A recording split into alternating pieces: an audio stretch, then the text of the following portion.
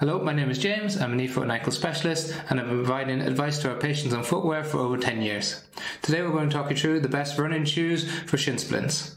The three shoes that we've chosen to discuss are the Asics GT 2000 version 12, the Hoka Ori 6 and the Brooks Adrenaline GTS 23. So the first thing that we're going to talk about is heel drop. That's really important because we know that if you have excess pressure to your calf muscles, they pull on the shin bone and that can contribute to shin pain. So you can address this in two different ways. One is the heel drop, so that's the difference from the back to the front of the shoe in height, and the GTS provides the most significant heel drop of the three shoes, so it has a 12mm difference from the back to the front of the shoe. In the Asics GT 2000 you have an 8mm heel drop and you've got a 5mm heel drop in the Hoka Ori 6. Now the second way that you can offload the calf muscle is by having a forefoot rocker, and that's what these other two shoes do. So that's a curve upward from the midsole to the forefoot that helps with pulse forward, takes the pressure off the ankle joint and therefore the Achilles and the calf muscle.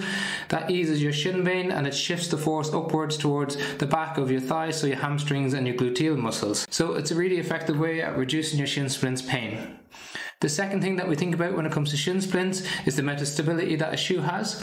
Now all three shoes are stability versions within their own brands, but they provide stability in different ways. So for instance, the Brooks Adrenaline GTS 23 provides stability by having guide rails on the undersole of the shoe. Now you can think of that as if you're bowling and you lift up the rails, it reduces the amount that your foot can move from side to side as you move through the gait cycle, providing stability on both sides of the shoe.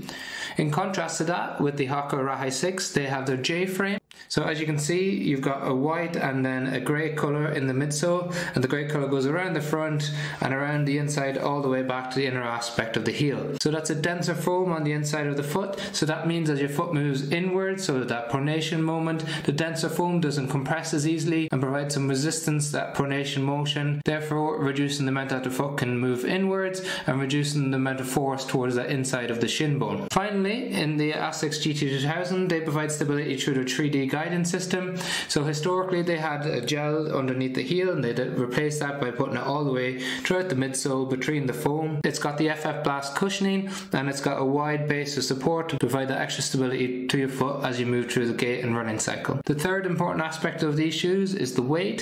So the lightest of these three shoes is the Hoka at 9.3 ounces, the Asics at 9.5 and slightly heavier at 10.1 ounces in the Brooks Adrenaline GTS. So when we're thinking about offloading in our shins, we really want to offload our calf muscles. They're the main culprits here. So if you're looking for a really stable shoe that protects motion from side to side, has a nice high heel drop to offload the back of your heel, then the GTS might be a good option for you. If you're looking for a super lightweight stability shoe, then you might enjoy the Hoka Ori 6, and if you're looking for an all-rounder that's super comfortable, then the Asics GT 2000 could be helpful for you. We have links to all the shoes in the description below. If you've got any questions on them, please leave them in the comment section, and if you found the video helpful, please like and subscribe to the channel.